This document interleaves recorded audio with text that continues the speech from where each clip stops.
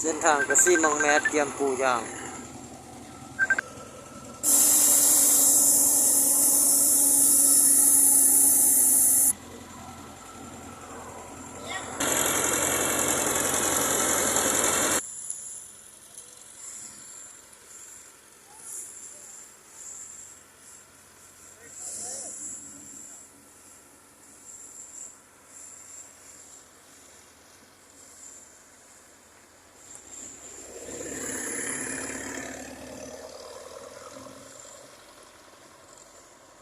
นี่เนาะเส้นทางกระซี่มังแมดได้ซีดยางกันซึมไปแล้ว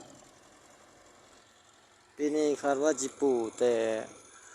ทางแบงมันเจียงมาฮอดบ้านนามอน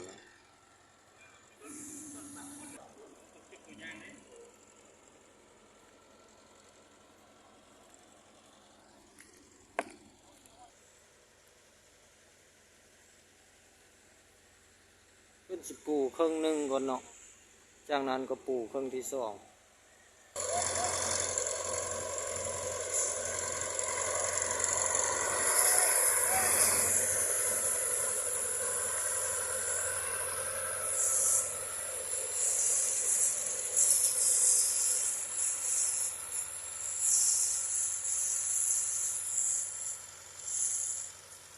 นี่เนาะเส้นทางกระซี่มังแมด